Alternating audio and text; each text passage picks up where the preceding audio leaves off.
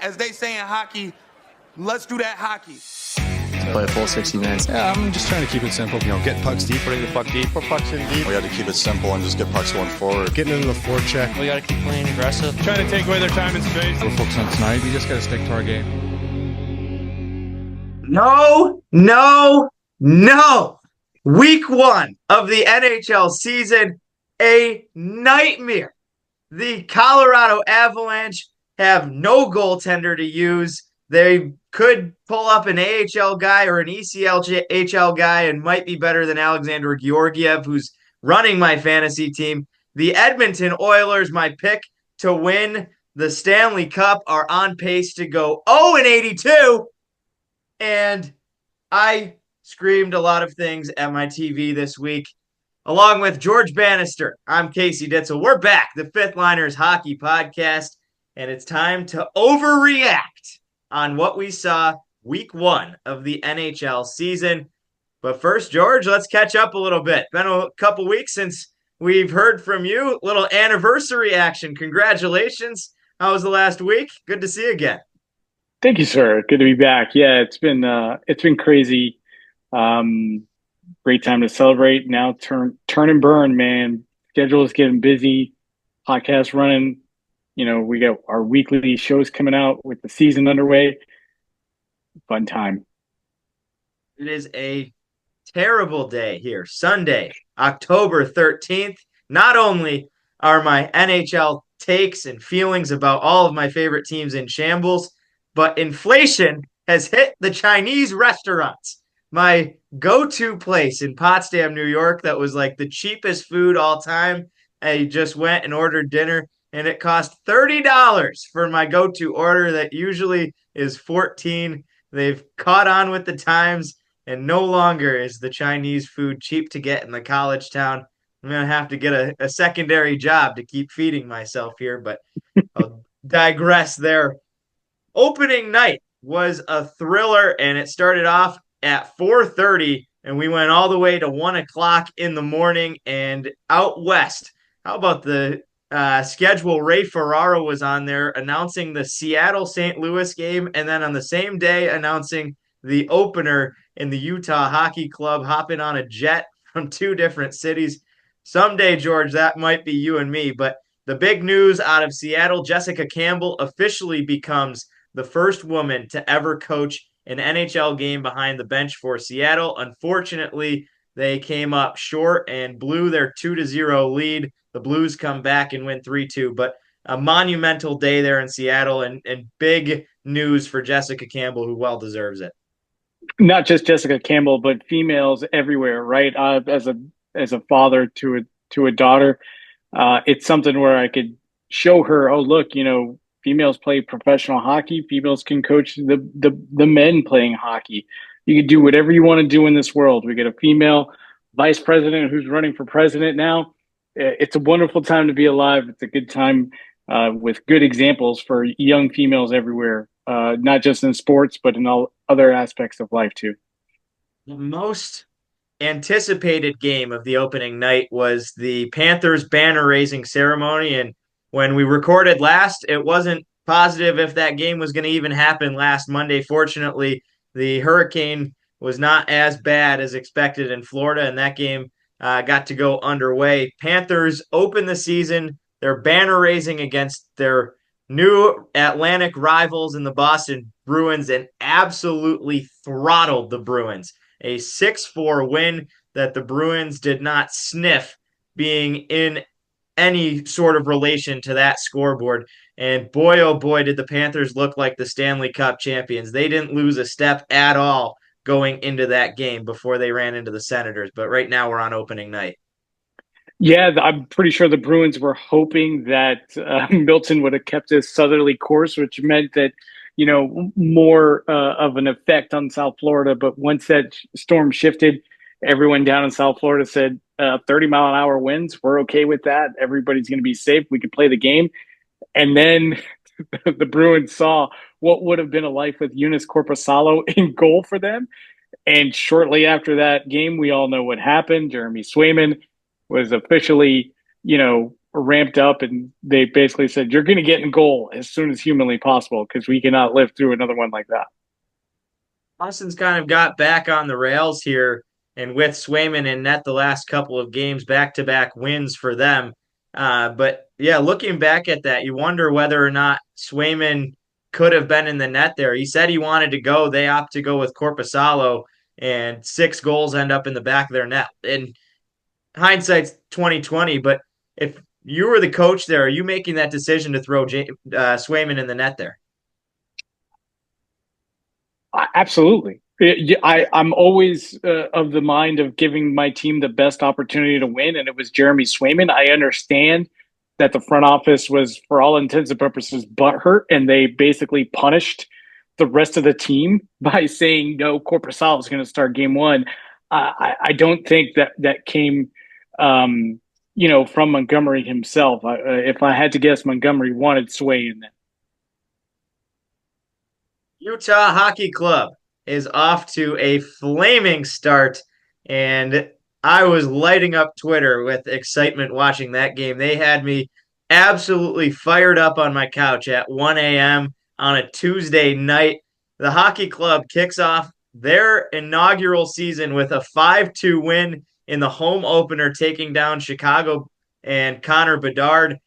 I was extremely impressed with Chicago in this game, but the atmosphere there was absolutely unbelievable. They had people, they were there kind of doing an ESPN game day with the ESPN crew outside the rink starting from before that St. Louis game, which would have been right around noon out west there. And the crowd was packed full right from noon all the way to puck drop at 7 p.m. local time, 10 p.m. out here on the East Coast. But what an atmosphere that looks like it's going to be. It was absolutely stunning and tremendous. Just their social media team killed it all afternoon and all night long there as well, following along on Twitter. And then, of course, the chef's kiss, Bob Wischusen on the call for ESPN on that game. So the national audience tuning in got to feel the excitement when Dylan Guenther scored that first Utah Hockey Club goal. Just the call was perfect, as always, from Bob Wischusen. And, you could just tell the electric atmosphere in that place. I'm walking back my comments on Guenther. The guy scores in every game he plays in so far. And I initially called it an overpay at $7 million. That might turn out to be a bargain hunting deal right out of the first year that conference hits, or that contract hits the books. But the young talent in Utah has been unbelievable. We already knew about Clayton Keller's talents. We already knew that Mikhail Sergachev was a talented player, but all the question marks around him coming back off the injury, whether or not he'd be able to get back to his form, he looks unbelievable. And then you add on top of that all the rookies they've got. They've got Guenther. Logan Cooley is leading the NHL in points right now, on top of Doan and a long list of names that are in their first 1 to 3 years that are just ready for a breakout here. Utah looks like a playoff team already, and we're 1 week in. And let's not forget, an important piece of that puzzle, which is between the pipes, right? Connor Ingram has done a fantastic job just taking the reins and taking this, this club and saying, okay, new place. Let's get everybody excited. Let's keep everything going in the right direction. And he's played a lot better than I thought he was going to start this season. The first leg of our parlay party and our ladder challenge got off to a pretty hot start there. We were undefeated on Tuesday. That went south pretty quickly on Wednesday, and the Canadian teams getting underway. And I want to focus on a couple in particular. And the first is the Edmonton Oilers. They have their home opener against Winnipeg, and the Jets, a team that I was a little bit aggressively down on during the offseason, they come out and they pump the Oilers 6-0 in the Oilers' first game back since sending the Stanley Cup Final to a Game 7, and the unbelievable comeback that was to just get it to Game 7. The wins at home, they put on the show, and they come out flatter than the tire on my car in winter here in Potsdam and absolutely lay an egg there. It was surprising, and a lot of people talk about a Stanley Cup hangover for Stanley Cup champions.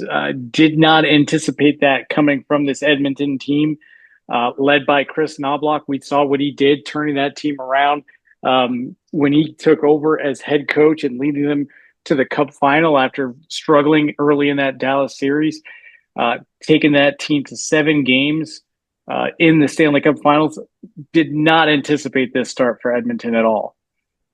And the defensive core looks like a big question, and I would add the goaltending into that as well. Skinner had an unbelievable season last year, but think about Campbell getting sent down, the waiver situation they had there, and now Skinner and Pickard, who were a combination of an AHL guy that got pulled up in Pickard and Skinner, who was a backup last year, now have to front the weight of being the franchise this year. And so far, Edmonton is in deep trouble. We'll talk more on that quite a bit later here. But continuing through that Wednesday night session, the Vancouver Canucks abysmally blew their lead against the Calgary Flames, and the team that Matt thought was going to be the worst team in history and make his Sharks look good from last year. Instead, it's the Flames who are 2-0, and it started with that comeback against Vancouver where they were losing 4-1 in the third period. They come back, make it 5-4. Vancouver pulls the goalie, gets an extra attacker, and the good news is that Vancouver gets a point out of the game, but they lose in overtime to the Flames in their home openers. And the bigger question and the common theme, with the exception of Utah and Florida in their openers, what is going on with some of these big-time favorited teams losing on home ice in their opener?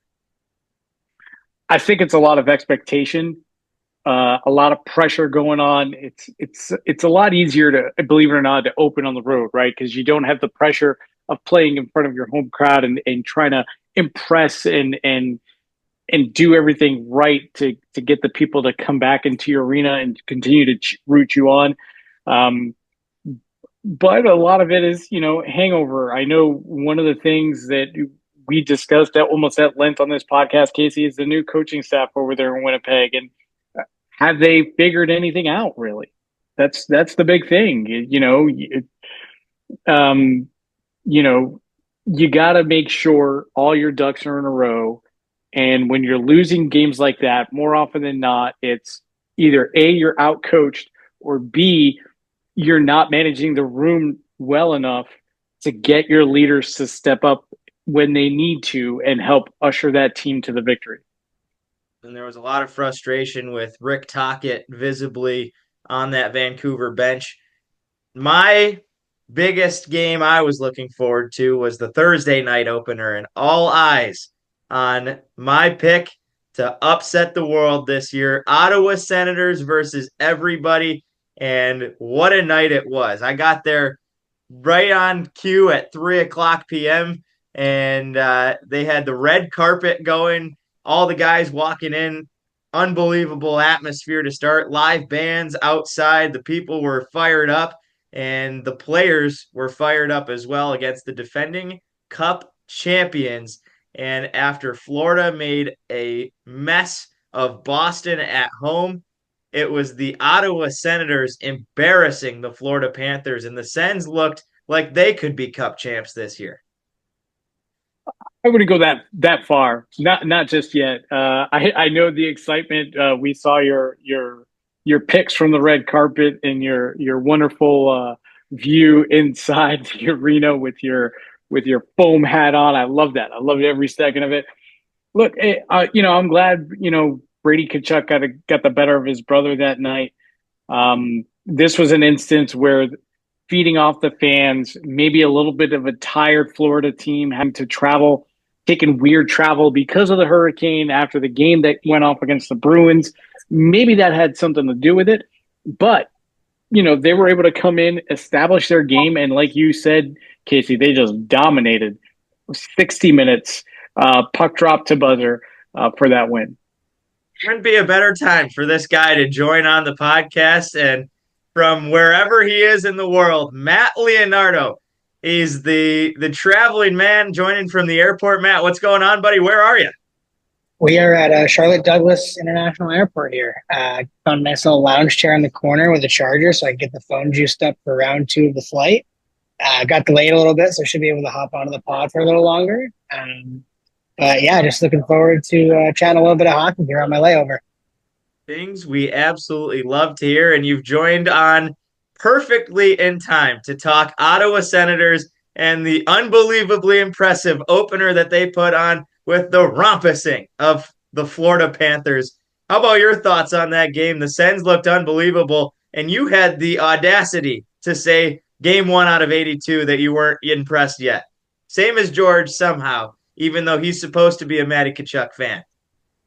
Yeah, I'm still going to be very level-headed on a lot of my teams this year. I think there's a couple teams that have really stood out this year so far and a couple of teams that have really not. But I think everywhere in between still got to keep a level-headed mindset going into the first week or 2 of the season. You know, a lot of different kinks to kind of kick out and new guys rotating into the lineups here and there. I think that's the case for the Panthers. Is most of their bottom 6 and their decor was kind of reshuffled this year. You know, Anthony Stolarz as the number 2 goalie. Now you got Spencer Knight there. So I think there's just a lot of moving pieces and traveling all the way up north with a very loud crowd led by Casey Ditzel in Ottawa. So I think the Sens came out firing and were ready to prove a point, and they outplayed Florida and deserved to win that game. It was so awesome. I will give to the Florida Panthers that they have an unbelievable roster. And I was on the Panthers side for the warm-ups right up on the glass, and every single guy that skates by on that team is a big name player. And that was, I think, the thing that stood out to me the most was like there are so little weaknesses in that roster. The one concern during the game I thought was maybe a little bit lack of finishing power there, and credit the Sens. They put up something crazy like 30 blocks during that game. Great for fantasy for anybody that has them. But the big storyline that came out of that night, other than how awesome the Ottawa Senators and the home fans are, was the injury to Alexander Barkov. And going forward, this is going to be a serious struggle for the Florida Panthers, a guy that leads them not only on the power play, but also the special teams. And a scary moment, especially for the Ditsy's Dogs fantasy team, as both him and Tim Stützle go into the boards pretty hard. They showed the replay like 3 or 4 times on the Jumbotron in slow-mo, and it looked really nasty. The good news is it's only 3 to 4 weeks, but I seriously thought that it was a snapped ankle and could have been a season-ending injury. Fortunately, it's just 3 to 4 weeks, but now we see in the loss to the Sabres here yesterday as we record on Sunday, where they didn't have Barkov, Tkachuk was out with illness, and then Bobrovsky sits for the night. The impact of those 3 names and how important the next 3 to 4 weeks could be for the Panthers season.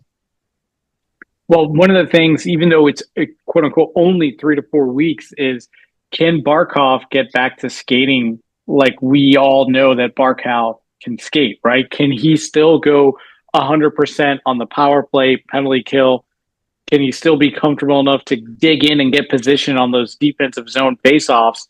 All that stuff is all lower body, right? So is he going to be healthy enough? Is he going to be trusting enough of his lower body to help do all those things that he's known for?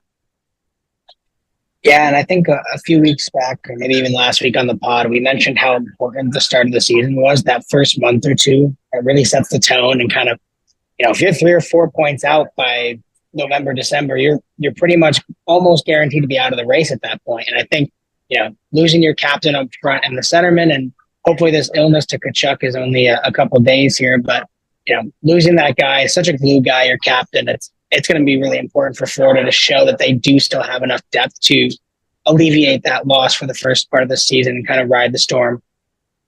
Seeing it up close, Matty Tkachuk is unbelievable. The guy does not miss a puck on the forecheck behind the net. I am on the Tkachuk bandwagon, both sides of it, though. I'll keep Brady as my number one dog. But moving on from the Senators and the wagon that they're going to be, the teams that stood out this week are the teams that are supposed rebuilders, and could we label them the rebuilters? The Blackhawks, Canadiens, Calgary Flames, and I'll throw the San Jose Sharks on there. I was very impressed by their opening night game against the Blues. Unfortunately, Celebrini heads to the IR. We'll start there, and Matt, I'll throw it to you. That's your team. Your thoughts on the Sharks here 1 week in? I think Celebrini is a big factor of that, but they are close.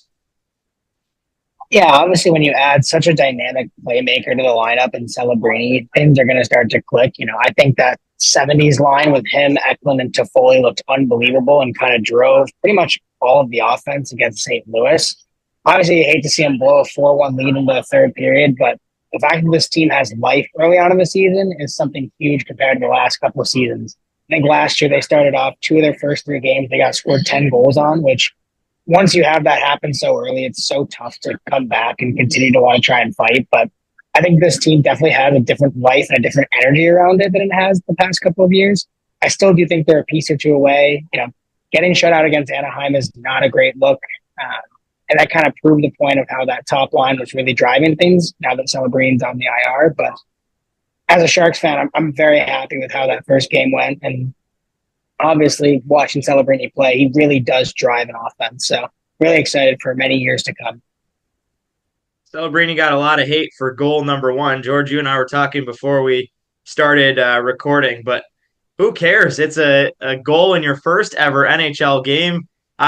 I like to pride myself as the champion of the garbage goal and nothing that looks pretty. Anyone who follows my Twitter has seen those highlights, but it shows the impact he can have here, even if it was a no-look spin, somehow got past the goalie. A goal is a goal, and not many people can say they scored in their first ever NHL game. Right, and especially – go ahead. No, go ahead, Matt. Go. I was on my Celebrini train. I was getting really excited there. But, yeah, I mean, I think in the first period, too, I want to say it was his first two or three shifts. He goes out there. He's just causing havoc. He's creating some sort of offense in the O-zone, and I think that's such a big factor that the Sharks haven't had in such a long time. Of just, they would have games where they got 15, 16 shots on net, and it finally feels like at some point Celebrini is just getting something around the net, causing some sort of havoc and making the defense really think when he's out there. The one thing I will say, you mentioned the spinorama. I think we need to do a tracker this year of the Celebrini spins versus the Lane Hudson head fakes. I'm very excited to see who wins that matchup this year. Based on the first couple of weeks, I think it's going to be an even draw at about 6 or 7 a game for each of them. But nonetheless, I'm definitely excited about Celebrini getting 2 points in his first game. Yeah, I was just going to say a goal is a goal is a goal, right? The stat sheet doesn't say you don't get extra points for a goal for it being a pretty, between the legs or a Michigan goal. You get 1 point for the goal. It doesn't matter how it went in. It's in the stat sheet. Good for him. Let's each pick a team here. I'll go last because I could go on any of these 3 teams, and I want to put a highlight out to Matt's last place pick that, barring the result of a third period that is currently tied 1-1 at the end of the second with the with the Edmonton Oilers. The Calgary Flames are on 82-0 pace right now after a 2-0 start. But the 3 teams I want to add in here, the Chicago Blackhawks on an absolute heater to start, even though it's just 1-1-1. They are on a brutal road trip, pick up a point in an overtime loss to Winnipeg, then pump Edmonton on Edmonton's home ice again. Edmonton back to 0-2. The Montreal Canadiens are 2-1. Big wins over Toronto and the top dog Ottawa Senators. Their only loss so far is in the Boston Bruins home opener, where Boston returned home after getting pumped by the Panthers, and that was pretty expected. That on the back end of a back-to-back after a rivalry game and a tough fought one at that with Toronto, they had to go on the road to play a hungry Boston team, and they lose there. But 2-1 for the Canadiens, and they look unbelievable. And then the Calgary Flames, who I'll start here. Let's go with George. You can have the first pick on who you want. I'll take whoever's left after Matt goes.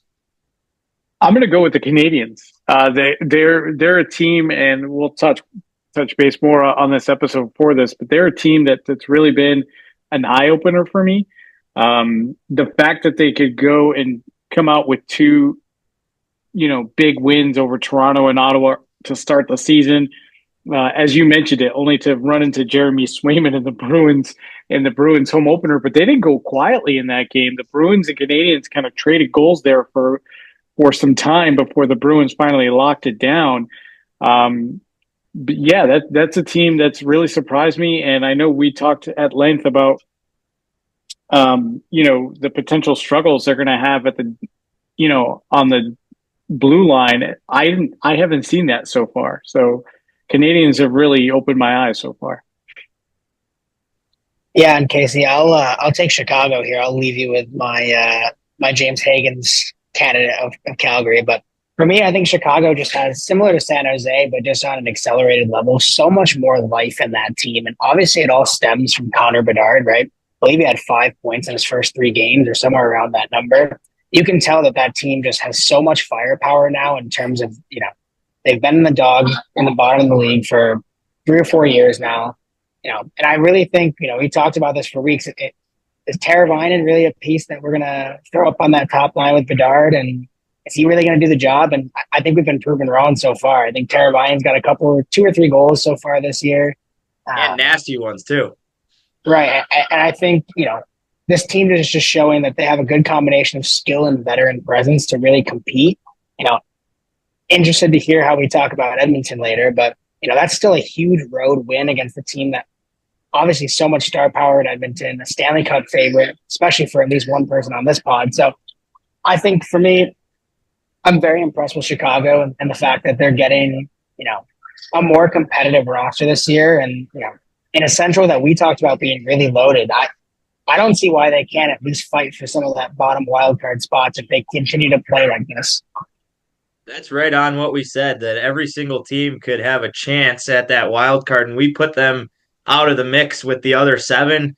I put them right back in there after these first couple games. They look completely revived. Obviously, Connor Bedard is immaculate, and if he can stay healthy, it could be a special season there. Last but not least is the Calgary Flames, a 2-0 start for them.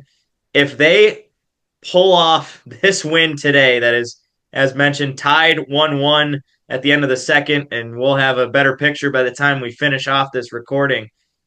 One will probably throw things again for maybe the 3rd time this week. Everybody who's been unfortunate to be on the other end of receiving my text has had their hopefully ringer silenced, because I've been losing my biscuits this week with the Edmonton Oilers and every team that I think should be winning and should be winning by a lot that has lost by more than the number that I thought they should be winning by. The Flames, I missed the entire comeback because I was so angry by the Winnipeg Jets going out with their 6-0 performance against the Oilers. I went to bed after the second period of both of those games, and Vancouver looked pretty healthily up 4-1 in Matt's pick on the ladder challenge. Wake up the next morning, somehow Calgary comes back and wins in overtime. And even more crazy than the number looked was the way that they did it, by coming back, scoring 4 in the 3rd, letting up an extra attacker empty net goal, and then scoring in overtime to beat the Canucks in their home opener. Well, then they go on and beat Philadelphia in the Flames home opener, and Philly, a team that everyone expected to be pretty darn good and has shown that they've got some offensive upside. Now they've got a chance to make the Oilers 0-3, and if the Oilers lose this game, they may not win a game this season. Mark that one down. That is how I'm feeling right now. I'm in shambles as a hockey fan, but the Calgary Flames are a team that everyone said going straight into a rebuild that might not need to rebuild ever, because Craig Conroy is the man, Clarkson alum, and his Flames could be going to the playoffs this year. At this rate, they're not losing a game, 82-0. And that's going to change at some point, since no team has ever done it, but that's hopefully tonight against the Oilers. which is a perfect segue to the next piece of the puzzle. The teams with absolute nightmares to start their seasons, and why not kick it off with the Edmonton Oilers? Back-to-back losses at home to open the season. They get mutilated by the Winnipeg Jets 6-0 in their home opener, and then they get embarrassed by an even worse team in the Chicago Blackhawks 5-2 last night, Saturday night, a game they had absolutely no life in, where they scored the first goal to lead 1-0. Bedard comes back down, and the Blackhawks score to tie it up, and then they go on to take a 4-1 lead. It finishes 5-2, and George and I talked about it before you got on here, Matt, but the Edmonton Oilers defense is almost non-existent, and it starts to beg the questions around the goaltenders as well. I think that's the thing that's impressed me the most about Winnipeg is Connor Hellebuck has looked unbelievable to start the season. The Oilers and all the teams on this list, for that matter, have not had anything remotely near what is needed to save the lack of defense in the Oilers' case. Yeah, and I think, there's two sides of that coin, right? The first is obviously, right, you want the defense to really suppress shots and keep them to the outside and get those low leverage chances that, not a lot of screens, nothing in the high danger zone. And I think the Oilers defense has done a really bad job at keeping teams outside of the danger zone and really, keeping teams to the outside and giving Stuart Skinner and Calvin Pickard good looks at shots. But at the same time, there have been some shots that Skinner and Pickard both probably should save. And I think when you have that combined, you're going to have this kind of miserable start. But I still want to talk about the offense. You've got Connor McDavid and Leon Draisaitl, and you've added so many pieces this offseason to focus on additional scoring, whether that be Jeff Skinner or Victor Arvidsson. And they're currently at a goal-a-game pace, which is unacceptable. I think Connor McDavid needs to really light it up and can start to really drive the play. And, you can only ask your defense and goaltending for so much. Obviously, they haven't been there as well. But if the offense is putting up a goal a night, there are not many games you're going to win in the National Hockey League. So I think, honestly, a lot of the issues do stem up front, and there's just no life in this team from top to bottom. Yeah, to add to that, go ahead, George. Sorry. No, sorry, that's okay. To add to that, Skinner and Pickard haven't seemed in those goals that they've given up. They seem uncomfortable, right? They're not in the correct position. They're not coming out as far as they should in their crease in order to face these shots. So that's the other side of the coin, right? To that point, Matt, like defense should keep everything outside, right? But your positioning should also be good enough that if you are getting a shot from that area, you're there to meet it. You're not deep in your paint and you're getting beat up high or something splitting through you because you can't tighten up your armpit fast enough. And that was a big knock during the playoffs on Stuart Skinner was the questions. Pickard had to start a couple games in the conference final because Stuart Skinner didn't have enough confidence, and that's a huge concern on top of the problem of the schedule for the Edmonton Oilers that they have one more chance if they can't get it done tonight against the Flames to win on home ice in a 4-game homestand to start the season, and that's against the Philadelphia Flyers. After that, and say they win both of them and they start 2-2, they got to head on the road against Nashville, who's had a tough start, and then on the road to Dallas, which is a tough road trip against two top Central teams. And if it's a team lacking confidence, that is going to be a huge problem for the Edmonton Oilers. The next team on our nightmares list is, to the chagrin of George and the nightmarish sweet dreams that he's been going to bed with every night, the Colorado Avalanche, 0-2, back-to-back blowout losses. Alexander Georgiev, the face of the Ditsy's Dogs goaltending tandem, has surrendered 8 goals on 25 shots in 2 games. He has been yanked from both games, not making it past the midway point in the second period in either game, and has a .660 save percentage as the starting goaltender of the Colorado Avalanche. George, you love it.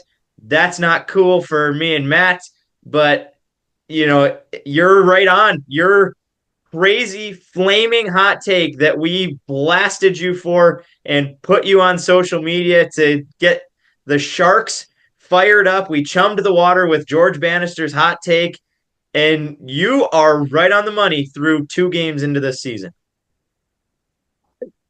Listen, I said if this scenario stays as it is, it's going to be a dumpster fire. It's not going to be good. They're not going to make the playoffs. So far, so good with my take. And you mentioned you blasted out into social media. I had people saying not nice things to me about that take on social media. And to my defense, you guys have been proudly stepping up and behind me on it, as crazy as it was. But I mean, this just proved it. But let's now trickle back to a couple episodes ago for our fantasy hockey draft, where you, as you just mentioned, you picked up Georgiev while a certain Jake Ottinger was still available. You opted for Georgiev instead. And it was if we go back to the episode, it was a complete panic pick that I hated the second I clicked go, and I learned my lesson in my draft on Monday night. I picked Ottinger in the back-to-back, but no, the reason I picked Georgiev was the fact that I thought Colorado really still doesn't have many better options. They could go to the backup, but I still think that, and even in the situations where, what is it? Antonin is the backup there? Justin Anuin. Like, he's gotten blitzed too. They pulled Georgiev in both games against Vegas. They pull him after 5 after the second, and Anuin lets in 3 more. And then in the last night's case, they pull him after halfway through the second after giving up 3, and they give up 3 more. Like, there has been no relief on either side. But I was picking on the thought that I thought the offense was going to rally, and that has not been the case so far. But Matt, that's where I want to go to you now. You and I were both on the same page that it was going to be high scoring. We knew that, but we thought that Nate Dogg and Cal McCarr and the big names in this offense were going to be able to get it done, and they have not been remotely close to carrying the torch. Yeah, and obviously we talk about the goaltending, and you can't really do much when you're giving up 6 or 7 a night, but you're putting up 4 goals a night. Like, they stay on pace. If they're a 4-goal-a-night team, I think they are going to win more games than they lose at that clip. I think some of the best scoring offenses are typically a clip over 4 games. So, they're doing as much as they can, but when you get down early, it makes it so tough to really fight, right? Like, if the guys behind you aren't pulling their end of the rope, like, does it really give you much motivation on the front end to try and make that big comeback, as opposed to, being in a close game and really trying to fight in the corners for getting those pucks and keeping possession of the O-zone? So for me, I think if they can start to get anything, whether that's from Georgiev, from Anuin, I know Capo Kakinen just got claimed off of waivers. I'm not very high on him being the former odd man out in the Sharks goalie rotation a couple of years back, which says a lot about kind of the play that he was giving them in San Jose. But I think if you can start to get some sort of competency back there and some sort of fight overall, I think there should be a lot more motivation to keep that puck possession and really start to drive the plays offensively, as opposed to, well, we're down 3 or 4 already, let's just put a couple of goals in just so it doesn't look as bad as it does. Let's go. Remember one more. Sorry, Casey. One more thing about this Colorado team that I said during my take. Right, like, you can't be a one-trick pony and expect to be successful in this league. And right now, you have top line averaging just shy of 23 minutes a game, top D pair of almost 25 minutes per game, and you're seeing a lot of tired skaters on the ice that are allowing things developing in their defensive zone, and you don't have the goaltending to back it up. The Nashville Predators are 0-2. The long-term deals given out to stars and Stanley Cup champions and offensive prowess, and it has not been good enough. The offense still lacking in Smashville. Winless at home, a common theme among these teams that we had high hopes for. They lost the season opener, and we'll give them a bone here to the Dallas Stars, who are going to be a wagon this year. But then they lose to the Detroit Red Wings. And back to the Edmonton Oilers with the schedule issues. If the Predators can't get it kicking in Nashville this month, and October is so hard to play good hockey, and October hockey is always a slop fest and whatever you want to say. But of their 41 home games, Nashville plays 9 of their opening 12 games this season and this month at home before the schedule is going to get much harder. And for the rest of the season, there's going to be a lot of long road trips. And if they cannot get it done at home, it's going to be tough to continue to find the pace on the road. What's some things with Nashville you guys have concerns, or is it a team you think is just kind of getting their feet with a lot of new faces? For me, I think it's twofold. I think first, having the question marks around UC Saros being healthy to start the year was definitely something that was on the minds of most of the team. He ended up playing on Saturday and plays pretty well, just obviously not well enough with that offense not clicking yet. But the big thing for me, I think, is when you add so many new pieces and guys that haven't skated together, you only get 6 preseason games. You get about a month of hockey to really start to click. I think the team just needs to find that core and shuffle around the lines a little bit to find that chemistry that really works.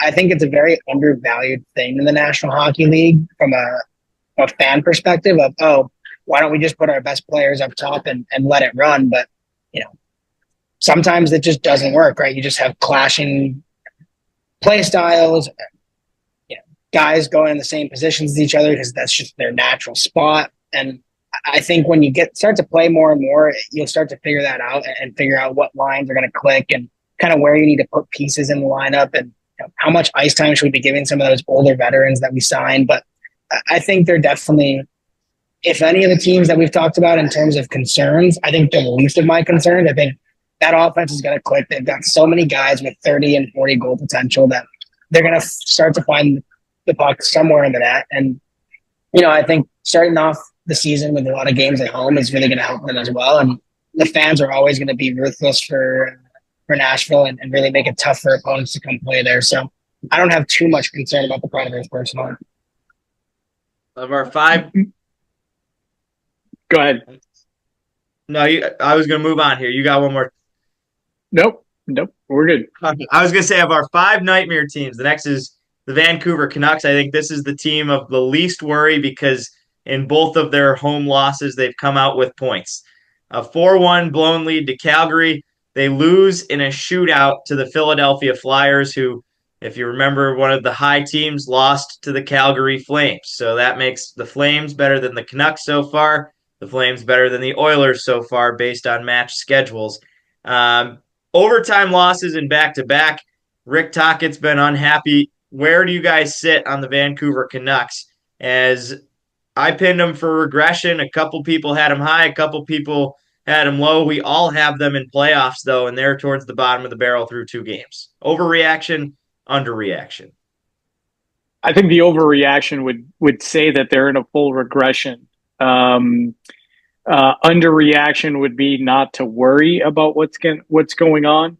But as Matt just said, October hockey is tough to play good hockey. You're still trying to get your legs under you. You're still trying to, figure some things out, whether it's, a couple of new faces.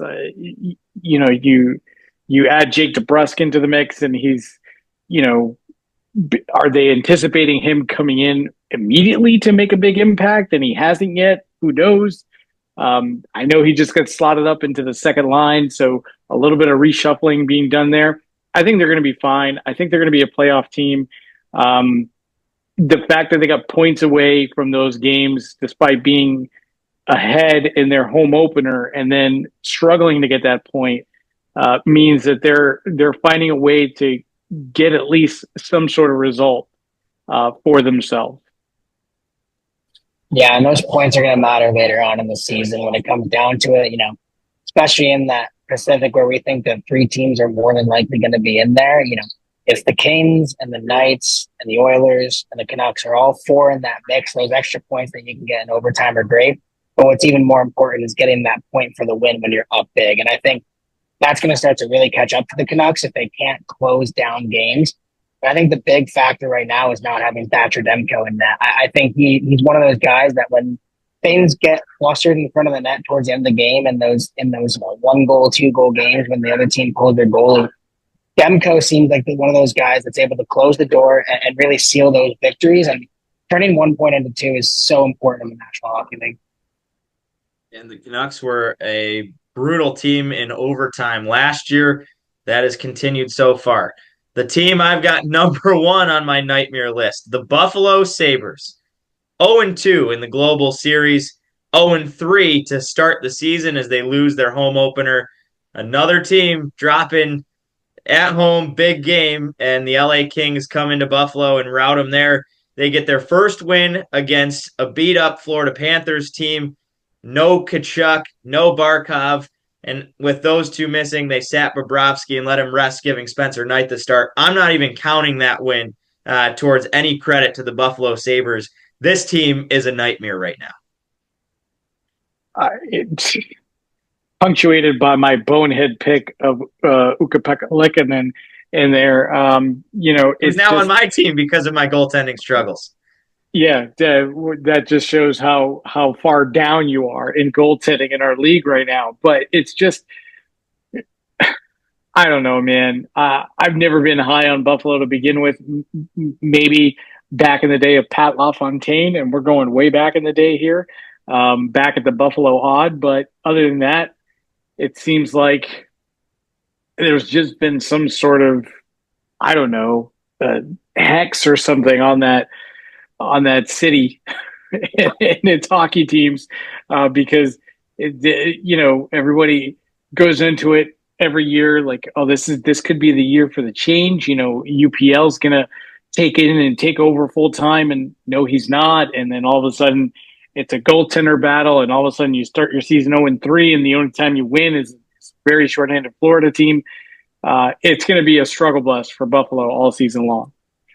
And the thing that's frustrating is we've seen this cycle time in and time out, right? They couldn't build around Ryan Miller. They couldn't build around Ryan O'Reilly. They couldn't build around Jack Eichel. Now you have Rasmus Dahlin as your captain. You still can't build around him. I think it starts in the front office here. I think the Pagulas need to go out there and get somebody that's going to provide some sort of stability and really build this team, right? We get super excited about their prospect pool. We get super excited about the young talent they have on their team. But until they go out and actually prove anything, I am not sold on the Sabres front office. I think somebody needs to come in there and really light a fire and completely reset. And I think we say this every 3 or 4 years, but at what point is it just an issue of, every other team has had some sort of life over the past 10, 15 years. And I think Buffalo is just one of those teams that's just in this cycle of, being very middling to completely tanking to the floor and getting those number 1 overall picks and getting those high guys like Eichel and Dahlin. But if you can't make that leap to the next step, I think you really got to start scratch. I would not want to be the guy sitting in Lindy Ruff's office here after the 1-3 start. And I got to think he's fearing for his job pretty good after coming in for the start of the season in Buffalo. Matty, you're running out of time here, so we'll move on. And we've got all your bet picks coming up. George and I will make sure those don't go untouched. But week 1, and the theme of the episode is overreacting. You and I were beyond confident going into last week's episode, and our picks and our ladder challenge got decimated on day 2. We rebuilt it, went perfect on day 3, got decimated on day 4, and just got punched in the gut back-to-back days to get us here to Sunday. Where are you sitting on your biggest overreactions of week 1?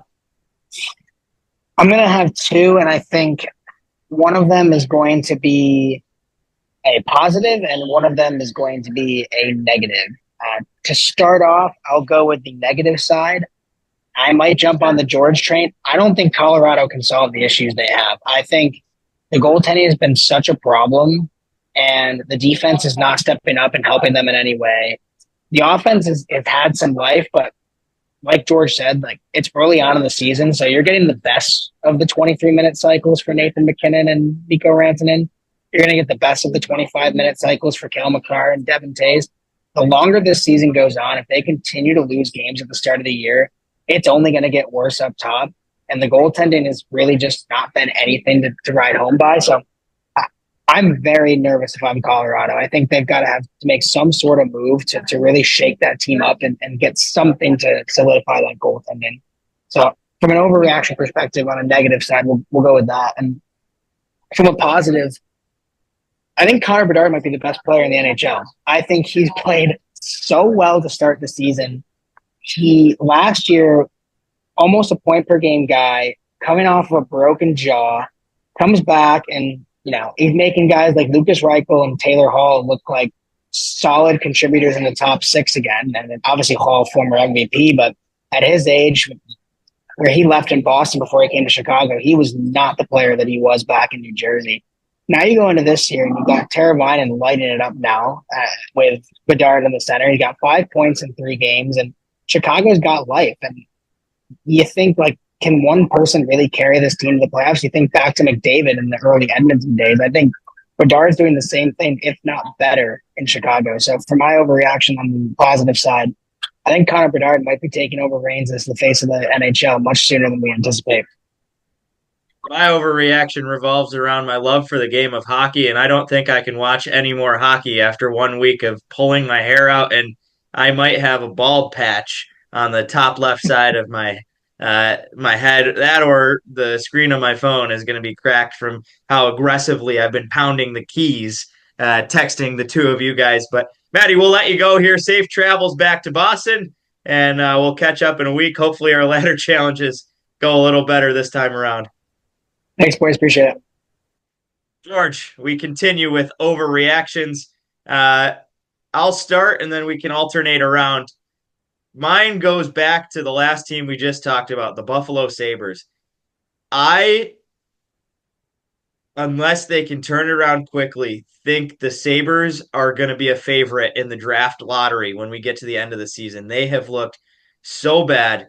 The power play is nowhere to be found, and with the young group, it's still a building year, and they are pretty quickly playing themselves out of playoff contention.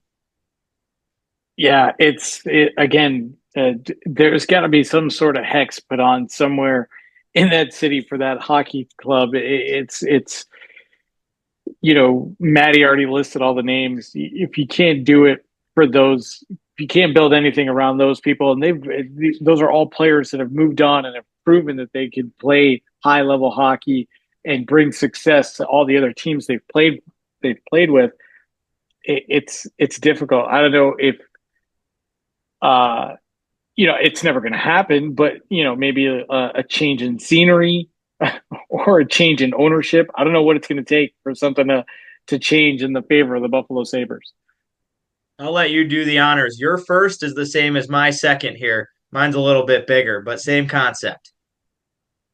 Yeah, and we just talked about a change of scenery, right? Utah. It's just unbelievable how the change in scenery, and who would have thought moving out of the desert, moving into a crazy climate of Salt Lake City would turn a franchise around. But, rabid fans, rabid hockey area, an ownership team that seems to understand and get the hockey fan and bring it into Utah for this kind of success. It's been nothing short of amazing. I mean, I don't know if they're going to go to the Stanley Cup, but if they continue this tear and this pace, they could very well be in the playoffs. And once you get in, if Connor Ingram can continue to play like Connor Ingram's playing, watch out, man. And mine is that the Utah Hockey Club is going to win the Stanley Cup. Anyone who follows me on Twitter knows how fired up I am, and I have instantly fallen in love with the hockey club. They look unbelievable, and I am just as much convinced on the W that they got against the Rangers, that the offense is high flying and they are good enough to beat the greatest teams there. Overreaction from you about the guys in stripes. I'm surprised they can't count. I mean, yeah, they beat the Rangers in overtime, but Classic Power 5, Power Original 6 team fan here. Can't accept anything with losing, and it's always the ref's fault. Check tape. Someone actually paused the video of the still frame and used Microsoft Paint to mark the 5 players on the ice. The Utah Hockey Club had more players than officials on the ice in overtime. Remember, overtime's 3-on-3. Utah had 5 players on the ice during that goal. That's all I'm going to say. While the Edmonton Oilers are losing 3-1 to the Calgary Flames. 8 minutes to go. The Flames have 2 goals in the last 2 minutes, and perfect for my next point. The Cup favorite Edmonton Oilers are going to re-enter a rebuild process after missing the Stanley Cup playoffs. They are on the fritz of 0-3, and oh my goodness, they are going to be. This is a nightmare. They are. This is the Cup or bust year. They have no defense. The goaltending can't hang in, and the offense cannot score more than 1 goal to get the team going. That was the problem in last night's loss. That they're down 4-1 to the freaking Blackhawks. Now they're down 3-1 to the Flames, and this team is a nightmare, and it's driving my nightmares. I'm losing sleep. And because of how bad the Oilers are playing, because I keep picking them and it's ruining my credibility. And then every time I finally get to sleep, I'm watching the freaking Oilers get scored on in my nightmares. It is brutal. Well, if you take a look at their shooting chances right now, just the third period alone, everything's face off dot and further out toward the wing. There's only 3 high danger area shots that are on net, and Danny Vladar has done a great job stopping those shots. But he's Danny Vladar. Like, this is the thing that's kind of mind-boggling me about Calgary. It's Dan Vladar and it's Dustin Wolf. Look, I know Dustin Wolf was a great AHL goalie, but this is the NHL. This isn't the AHL, right? Somehow, some way, he got himself out with a victory the other night. And then tonight, Danny Vladar stopping everybody in front, including Connor McDavid's latest. And the Calgary Flames, it hasn't mattered with the goaltending question marks. They're on 82-0 pace, and it might continue with an upset over the Edmonton Oilers. I need to issue an apology. My next overreaction goes around the team that I could not have hampered worse in the weeks leading up to the regular season. I said that this team had no offense. I said that this team is hard to watch. And I would like to apologize to the Winnipeg Jets. The Winnipeg Jets are a good hockey team. 6-0 offensive showing against the Edmonton Oilers. Now they have back-to-back overtime wins as they start the season 3-0. And what a thriller the other night. They had to pull the goaltender. They get the extra attacker goal, and then they score like 25 seconds into overtime. They did it again tonight against the Minnesota Wild in an anticipated low-scoring game, but they win in overtime. They get the job done, and the third line of that team right now is Niederreiter, Scheifele, and Appleton.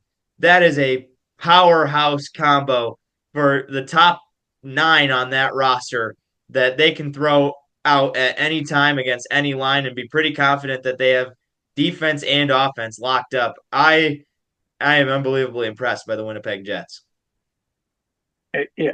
Again, it helps when you know that you have someone between the pipes that could bail you out if you need bailing out. It allows you to be a lot more aggressive offensively and take it to another team.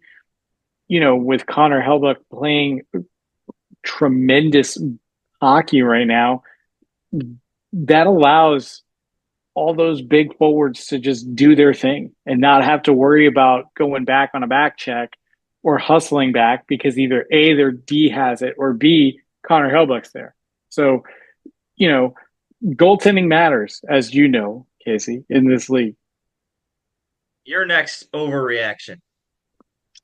My next overreaction is Pittsburgh. And this, I jokingly said this may not be a complete overreaction. This may actually come out to be really true. Pittsburgh may not beat a legitimate playoff contending team all year long. Just based off watching their opening night game against the Rangers, and yes, it was nice that they had Letang and Malkin and Crosby announced last and coming out and whatever else. But they were bad. Oh, were they bad against the Rangers? And to give up for Tristan Jarry, who's supposed to be your number one goalkeeper, to give up 6 goals. Now, granted, a couple of them weren't his fault.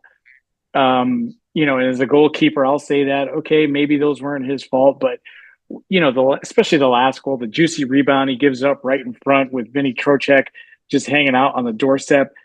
But to lose to the Rangers 6-0, and I know everybody, in our group chat, everybody made fun of me. Haha, it's an AHL team. It kind of is.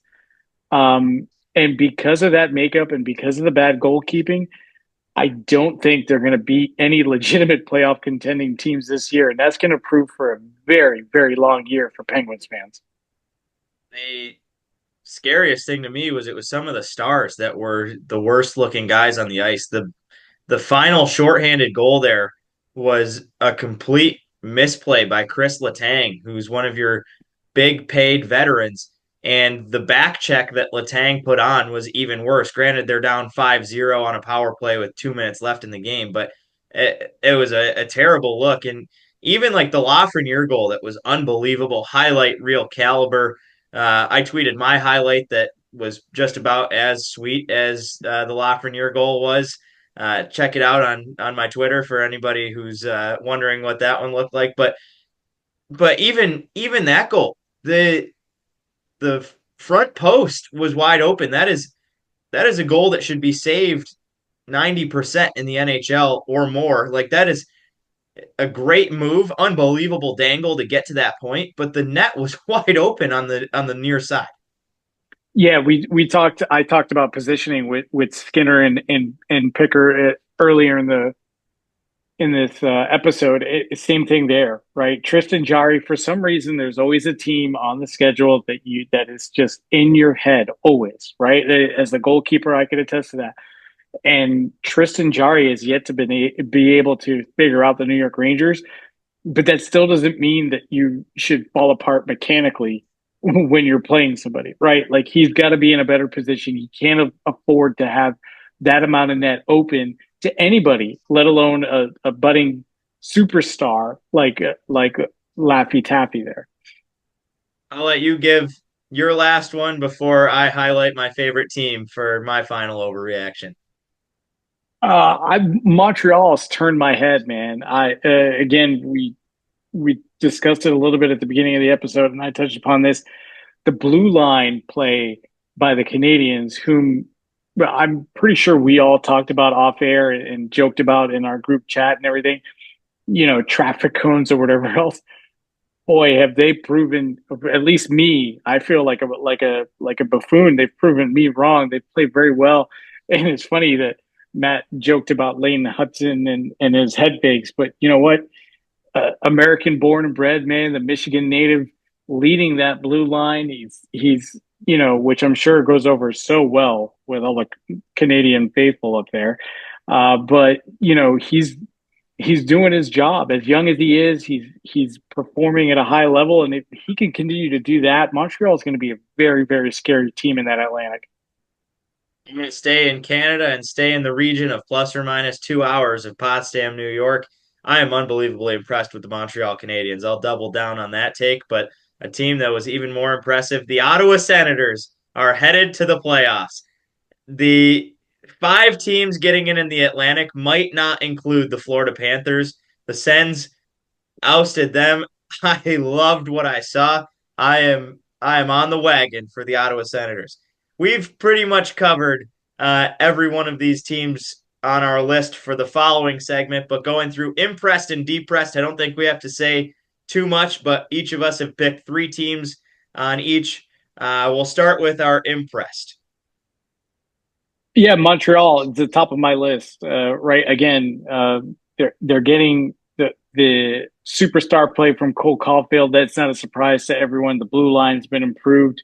For me, my number two, Colorado, simply for the fact that they're making me look really, really good with that alleged. I'm going to say that alleged hot take that I had with them missing out on the playoffs. And my third team is Winnipeg. They're just grinding. They're so scary top to bottom. You mentioned the top nine. Even that fourth line, that heavy forecheck, that heavy checking line, it's just so impressive. And I've been really, really glad that they're doing what they're doing out there out west. Only George Bannister could find a way to be impressed by the performance of the Colorado Avalanche just to pump his own tires. No, I'm right there with the other two, Montreal and Winnipeg. The other, you mentioned Cole Caulfield. I forgot to throw this one in there, but how about his goal to kick off the season for Montreal, the game winner in a 1-0 shutout over Toronto, and it comes as his first of the season. In the night they honor Johnny Gaudreau after he switches to the number 13 to honor the legacy of Johnny Gaudreau. What a way to kick off the season for the Montreal Canadiens and Cole Caulfield. My teams I'm impressed with. The Utah Hockey Club. Unbelievable. Absolute energy factory there. I'm going to be on the wagon there. Obviously, got to put the Ottawa Senators on that list. And the Chicago Blackhawks is the third team I'm there. I seriously think Chicago could be a contender as we move forward with the way. But if Bedard stays healthy and the rest of that top line, the additions that they've put in on the wings with him have been so substantial already. And not only to add that Hall is only getting back to health, he's only going to get better as the season goes on. If they can stay healthy, I think the Blackhawks are a real threat. And the Calgary Flames lead 3-1 into the final 60 seconds against the Edmonton Oilers, which goes right into teams that we are depressed with. Yeah, my number one team is a team I was pretty high on in the Central is Nashville. Again, I understand you need some time to gel and you need some time to get it clicking and get it right. But really, really thought I was going to see something big out of that team early in the season to help them kind of coast into mid-November to late November. People always look at American Thanksgiving as like the cutoff date for playoff teams and playing difficult hockey, or I should say digging yourself a hole early in October is a difficult way to start your season. Number two for me is Florida. I know they're banged up and they're sick but still that cup hangover is real. You had the big time win over the Bruins to start your season off, but then to kind of slow down on the trip up to Ottawa and just get dominated. I understand your situation with Barkov and you don't have Bob between the pipes, but Spencer Knight is supposed to be the heir or the successor, right? The successor to Bob over there. And just, it was disappointing to me.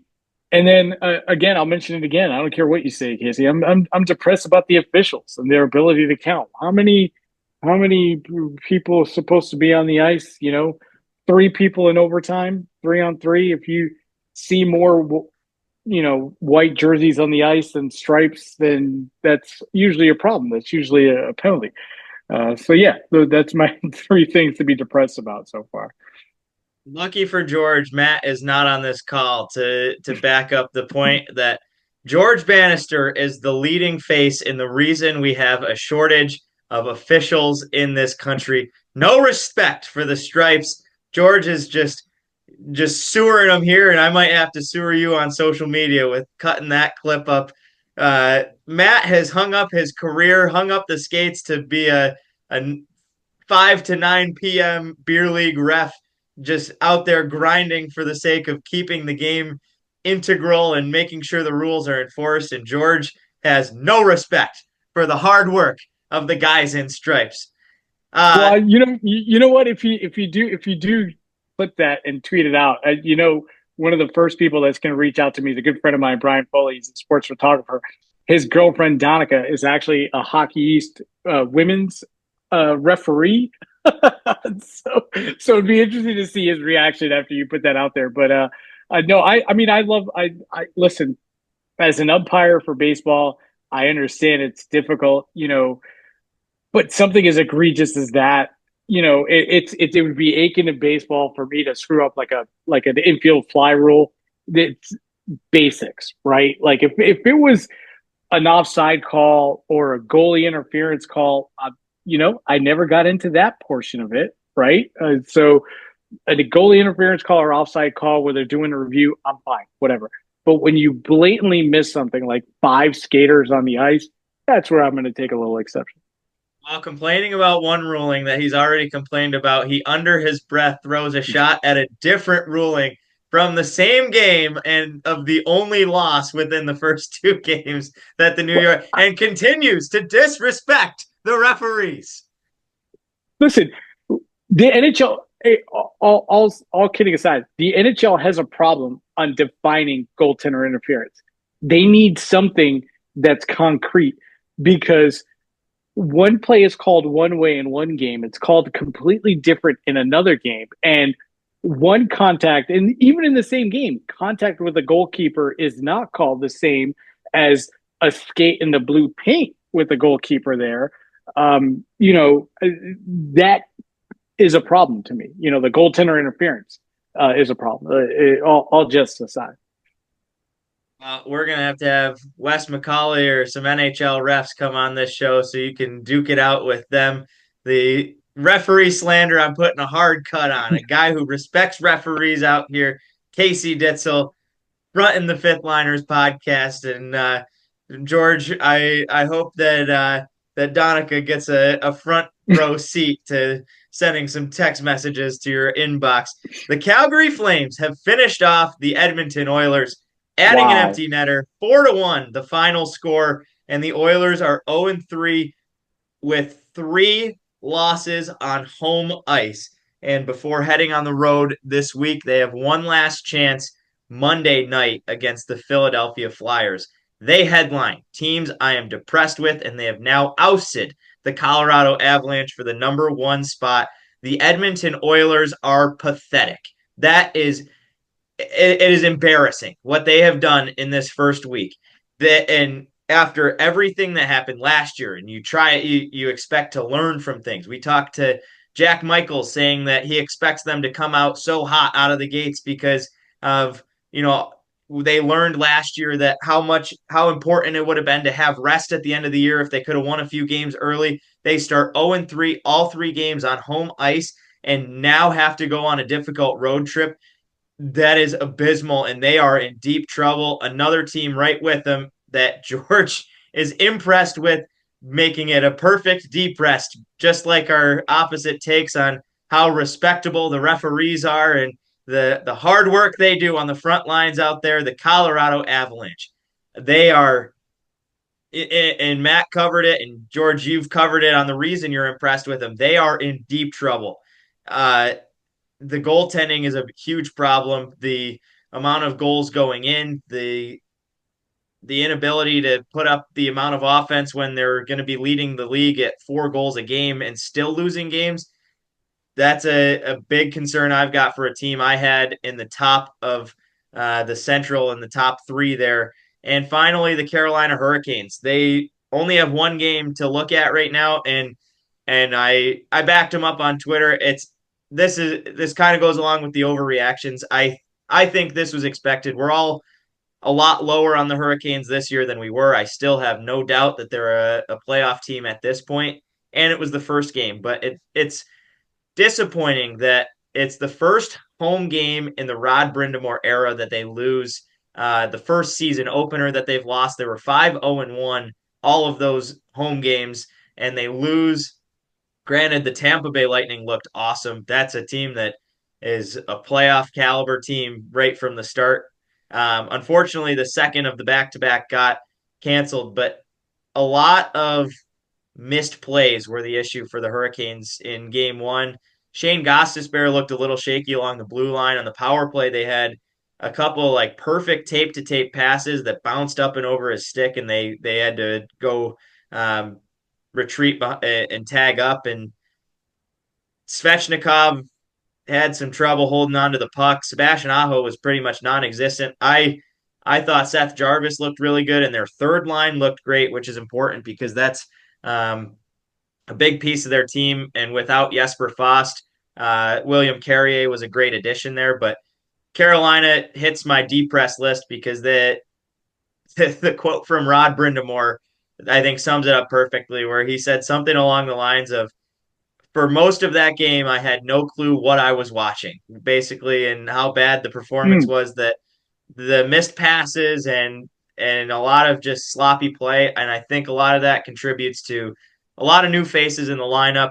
Brindamore plays a pretty tough system to learn, and it's been, it's seen from a lot of UFA signings that it takes a few months to get used to the man-to-man defense and the style that he insists they play every night. So I'm not worried, but I'm a little bit down after week one. There's a potential to get better for you, though. It could get a little better. Right. You got Pittsburgh unlike on the Friday. Rangers. Oh, isn't that nice of you? You get Pittsburgh on Friday and Edmonton next Tuesday. So two teams that are, you should be – Carolina should be Pittsburgh. But other than that, they have New Jersey, St. Louis, Edmonton, who's looking at in that slide. But that's going to be in the middle of Edmonton, kind of flying back and forth between the middle portion of the country and going back home. So you might catch them in a good time then. Quit the Oilers. I am not and with my luck, it'll be the one game they just absolutely light it up. Carolina cannot beat the Connor McDavid-led Oilers in the last 5 years. So, of course, that'll be the first game Edmonton decides to win. But I am no longer an Edmonton Oilers fan. Mark it on the books. Until they can start winning games and put together a 5-game string, I will never root for them ever again until probably the next time they play. But let's take a look at some games this week we've got our eye on. Starting on Monday, the Bruins and the Panthers, the rematch, this time up in Boston.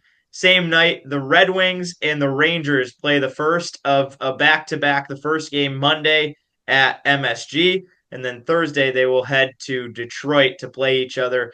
A weird series of a lot of these teams playing the same teams back-to-back in non-divisional games where it's the only time they play all season. Like the Canes and Tampa were supposed to play back-to-back nights, which would have been the only time they play each other. Now that one got postponed, but now the same thing for the Rangers. George, out of those two matchups, where are you looking for some of the biggest storylines that you think are going to come out of this week?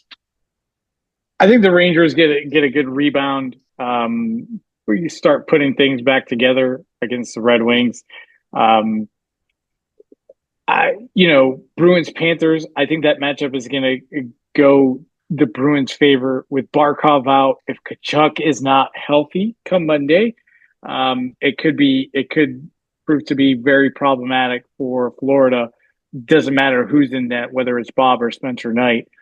Bruins are going to be looking to rip roar and avenge that sloppy loss. I think a big win for the Bruins as well there.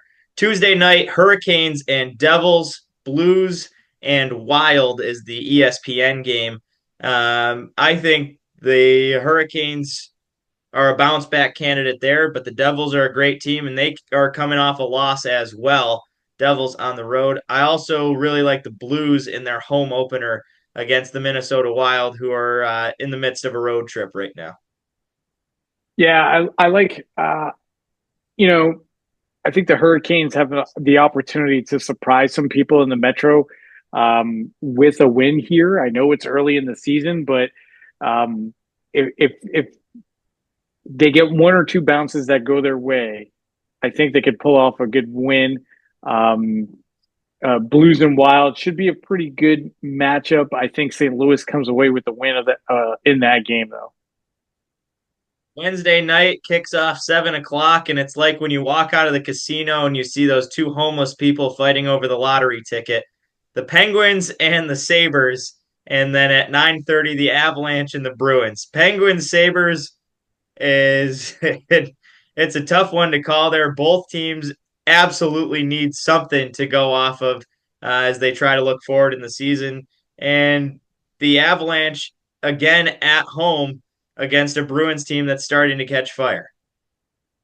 Yeah, I get this will be a game that the Penguins will win. Again, I don't think they're going to beat any legitimate playoff contending teams this year. So this will be a game that the Pens could come out and kind of beat up against their opponent. Avalanche and Bruins. A lot of people talk about the teams traveling in a short turnaround. Bruins have the game Monday, then play Wednesday. But we're not talking about travel from like the 1990s or even early 2000s. These are chartered flights with 30 seats in a 747 or 767, whatever they're flying. They're flying pretty posh. I think Bruins are going to go in and they're not going to have any problem whomever's in goal for Colorado and come away with a big win. The Preds host the Oilers, the 0-82 Oilers. I'm on Smashville town, baby. It's let's go mustard yellow. The Oilers are in one for this road trip. That's Thursday at 8:00.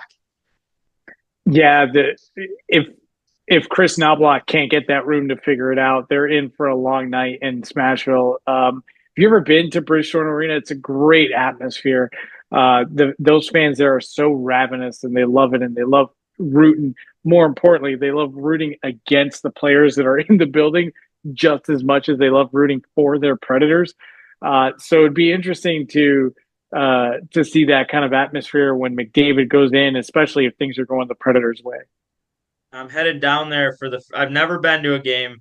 We are going for the Nashville Women's Showcase over Thanksgiving. We're going to get to go to not only the Tuesday night game, which I believe is Philadelphia at Nashville, but the Steven Stamkos revenge game Friday night as Tampa comes to town. Back-to-back games. I'm going to try to go to both of them while we're down there. I think we have afternoon games to broadcast. That's going to be a heck of a week down in Nashville, on top of maybe checking out a couple of country music venues. Saturday has an awesome slate of games that you can sit down on your couch right from midday. 4:00, the Stars host the Oilers, and the Oilers continue their 0-82 losing streak. And then 6:00, Panthers host the Golden Knights. And then your team, the Rangers, taking on the Maple Leafs. 7:00 p.m. for them. Yeah, it'd be interesting to see who the Stars throw in goal. I would imagine it's going to be Otter in net for that game. It's going to be a rematch of the Western Conference Finals. It should be a great matchup. However, if things are going the way they're going right now, that should be an easy walkover win for the Stars. Rangers, Leafs. I think the Rangers take that one. No surprise me making that statement, but it's one of those things where, better goaltending is in one column over the other, better defense. I really, really like the addition of Zach Jones in the lineup for the Rangers, stepping in for Ryan Lindgren, who's hurt again. So I think the Rangers have a good opportunity to come away with a big win there. And I think that the Golden Knights continue a losing streak for the Florida Panthers. It's the first home game coming back after this road trip that they're on, and I think they're going to have a pretty tough time. It's not stated what Kachuk's out with. It was stated as illness, and hopefully it's not COVID, but there's been a pretty bad strand of COVID going around. I just had it last week, and I was sicker than a dog, couldn't get out of bed, and you wonder how long it could take him to get back in the lineup if it's a 5, 6, 7 day sickness. Man, the Panthers could be hurting without Barkov, and you wonder if they're going to continue to play Spencer Knight, try to get him going when those big dogs are out of the lineup. But it's that's going to be a fun day Saturday. 3 big time matchups with 6 of the top dog teams. Let's finish it off here, George, and time to party. The Parlay Party, Week 2 picks. Try to get a little ladder challenge going. Monday, we got 4 picks for each day, and we're going to honor our flying hero and just, and fallen hero in a way by the way George talks about his profession. Matt, the referee, for those who missed that reference, and Nick Kojan, who submitted his betting picks for the week. George and I will throw ours out there. I'll kick us off Monday. I'm going to go Boston Bruins minus 1.5. I had the money line down. I'm going to up it. I think the Bruins rompus the Florida Panthers. Swayman should be in net. Swayman's looked great to start, and Florida could be in trouble here. Bruins by 2 Monday. Monday, no surprise here. I got the Rangers with a regulation win over the Red Wings. Matt has the Hockey Club at the New Jersey Devils, taking an alternate over 5.5 goals. I like that one. 2 high-flying offenses. Markstrom would be the only thing in the way of that potentially. Maybe we get a goalie battle, but Matt likes over 5.5. And Nick for Monday has over 6 goals in the Montreal versus Penguins game. He also backs me up. He has Bruins money line versus Panthers. Shot at Nick before you back him up. He nearly went completely over in week 1. So hopefully he can rally a little bit. On to Tuesday. I'm going to go St. Louis money line against the Minnesota Wild. And I'm also going to take under 6 goals. If you want to go crazy with a 3-leg parlay, add on the Carolina money line versus the New Jersey Devils. I think they're going to bounce back at home. They got the Devils on a back-to-back, and the Devils have to go from home to away. That might be the chance for Carolina to get on the board with a win. Ooh, I'm going to piggyback off that Carolina play that you're doing, and I'm going to call a Shane Gostisbehere power play point for Tuesday. Gostisbehere looked pretty good. Couple of misplays on the puck, but if those hang on his stick and we see that one-timer that he can throw in, that's a pretty solid pick if the Canes can generate some power play opportunities. Matt has the Predators money line on Tuesday, and Nick has a couple of picks. He backs up the Canes money line against the Devils. He likes Wyatt Johnston, anytime goal scorer against the San Jose Sharks. Johnston got a point assisting Jamie Benn the other night, and he also throws one out. Adam Boquist of the Florida Panthers to pick up a point against the Columbus Blue Jackets. An absolute dog pick there by Nick. Love to see that. Throw some high odds out there. Give the people a chance to make some money. Wednesday, an interesting slate of games. Tough ones to pick on the betting front. And honestly, I think a day that if I was throwing any of my personal money down, I would probably stay away from. But I'm going to take my pick is the LA Kings on the road at Toronto. Under 6.5 total goals in that contest. Yeah, Wednesday I have Bruins at Avalanche over 6.5 goals. Again, it comes down to the goaltending. I don't think anyone that Colorado throws in between the pipes is going to be able to slow down the Bruins. They're going to be on a rampage. Matt likes Bruins against the Avalanche with an alternate over. He's got over 4.5 goals, so a little softer than you, George. He's a bit of a pansy when it comes to taking big odds.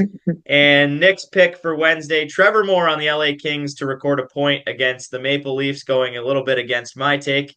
So hopefully that's the only point that is sufficed in that game.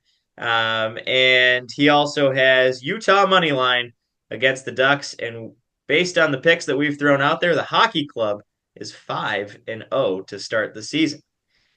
Thursday. Got to roll with the team that's top of the charts, baby. The Ottawa Senators taking on the New Jersey Devils.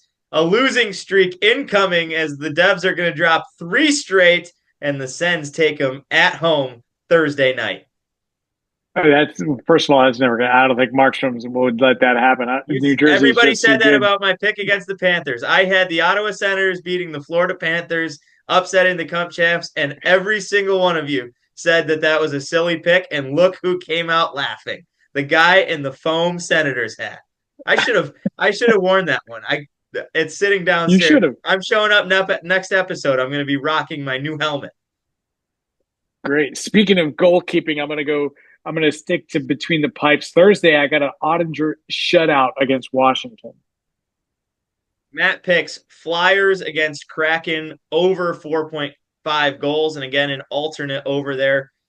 His strategy, again, for those who missed last week, is to do the ladder challenge and go with low odds options, a lot of alternate picks, minus 200 to minus 350 range, and then take all of your winnings and double down the next day. That was unsuccessful in week 1 for both of our attempts at that. But the alternate over 4.5, Flyers versus Kraken. Matt's pick for Thursday, Montreal money line taking on the Kings, as well as the Predators money line against the Oilers, who are going to be 0-5 to start the season. The Oilers are on my crap list. We're on Friday. Moving on to Friday. Yep, sorry, I completely forgot where we're at. Friday. I'm going to back my own team, but I'm going to say there's not going to be much offense. Carolina and Pittsburgh under 6.5 total goals. Every time those two teams play, it seems to be kind of a defensive battle, regardless of how good either side is. I think Carolina is still trying to figure out the offense, so they're going to be trying to fight out some 3-1, 4-1, 3-2 wins. Any way that you put those numbers, it still finds the under 5.5 or 6, depending on where the line is. So under 6.5, under 6, even 5.5. I would still take the under Friday night for Carolina Pittsburgh. I'm going to stick in that game, and I'm going to take the Canes money line on that.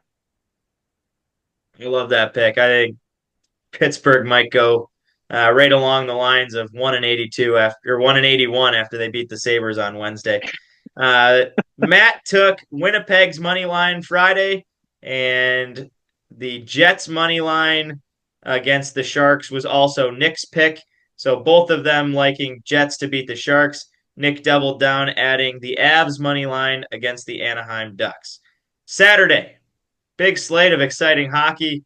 For me, it's Philadelphia in their home opener, a long-awaited home opener where they had to go 4 games on the road, and over a week and change, they come home to take on the Vancouver Canucks, who, as we mentioned, are struggling. Philadelphia already beat them once in a shootout. I think they get it done. Philadelphia money line in the home opener on Saturday. I like that. It's got the added extra good juice for, Mr. Gaudreau being invited onto the ice by John Tortorella to be in practice and everything. I like the atmosphere there. I like that. I like that pick. I like that. I'm going to go with the Brock Faber anytime goal for Minnesota and Columbus for that matchup. That's my play on Saturday. Matt wanted to stay in that same spot, and maybe a guy who's going to be assisting on that goal. Over 0.5 total points for Kirill Kaprizov is Matt's pick, and maybe that comes in an assist on the Faber goal. Saturday for Nick, Austin Matthews, anytime goal scorer against the New York Rangers. Oh, bum, bum, bum. He also has Predators money line against Detroit and Canucks money line against the Flyers. So one of the two of us is going to be losers between me and Matt, and between me and Nick, hopefully Nick is the big loser there. Sunday, I'm going to back the Winnipeg Jets, the team that I had to apologize to earlier on the show. The Jets are an exciting team this year. They are going to beat Pittsburgh. Winnipeg money line in that game. I have a Kings regulation win on Sunday. I just feel it. I like it. Matt has a pretty spicy one. Matt picks Nathan McKinnon and Cal McCarr each to record a point. So a couple of point scorer picks there. And to close off the parlay party, backing up my pick, Nick doubles down after undercutting me on Saturday. He picks the Jets money line against the Penguins. So that seems like a pretty safe pick with 2 of the 4 of us throwing that one down. And we'll see how they go. Hopefully a lot better than in week 1. And maybe I will have a little bit more of a passion for hockey next time we talk here. But George, that finishes off the party and episode 14 of the Fifth Liners Hockey Podcast here. We were briefly pleasanted by the appearance of Matt Leonardo, but pleasure going through it, mostly just the two of us. What do you got going on this upcoming week? Oh, it's the brutal week as college hockey, as you know, Casey, is in full swing. I got a full slate of other broadcasts as well. Being the freelancer that I am, I got field hockey, I got volleyball, I got soccer, and I also just got added on. Just found out about my hockey game Sunday afternoon will be on Nesson, which is the big regional channel here in New England. So, who's playing? It's Army and Holy Cross, little Atlantic hockey action on Nesson. All right, I'm getting my first men's hockey touches in on the weekend. I got finals coming up Monday and Tuesday for the first quarter of the NBA program, and then get to head home for a couple days back to Rochester, then up to the University of Vermont as the Golden Knights head on the road for a one-game setup there. I'm really excited. I have not been to their rink, and that barn looks unbelievable, especially hopefully get it packed on a Saturday night. Oh, the gut is fantastic. I love that place. You're gonna dig it. I'm very excited. Pretty exciting travel schedule. We got no home games coming up. I've got one game under my belt so far, and then had to travel for the rest of our back-to-backs the last few weekends. I got to announce the women's hockey opener on 2 Fridays ago, and then they had a doubleheader that Saturday. The men played Sunday, and then this week they had doubleheaders Saturday and Sunday. So I've been just chomping at the bit, ready to get going. But now finally the coaching duties are over, and it's full swing to the broadcast booth. Headed to Vermont next week, and then the week after going out to Boston to go visit Maddie and go swing through some college hockey and some NHL. I think we're hitting the Bruins Stars game, and then we got Clarkson women at Boston College. BC men are playing that night. Going to try to hit that game at Conti Forum, and then we'll see what Sunday holds between women's hockey game in the morning, maybe the Patriots game at night. But busy schedule coming up. But more importantly, we're 14 episodes down here on the podcast. And how does that sound as we are cooking through the season here, 1 week down, many more to come, and some exciting news that we will announce early next episode. George, good luck this week. Looking forward to tuning in. It's those in the New England region are going to be blessed. Oh, well, thank you, man. I'm really excited when I got the word that, I was tapped for that broadcast. I was super stoked. So big thank you to everybody still tuned in here. Make sure to go like and subscribe. We are up on Apple Podcast finally, and now officially streaming on all platforms. You can find us on Apple, Spotify, YouTube, wherever you prefer to watch or listen. Make sure to like and subscribe. Goes a long way for the show. Also follow us on social medias, on Instagram and TikTok at Fifth Liners Pod, on Twitter or X, whatever you prefer to go with. We are tweeting, as it's still referred to, at Fifth Line Pod. That's the number 5 TH line pod. Until next time, for George Bannister, I'm Casey Ditzel. It's been a pleasure breaking it down with you, George, and we'll do it again in a week here. Until next time, have a good one, everybody.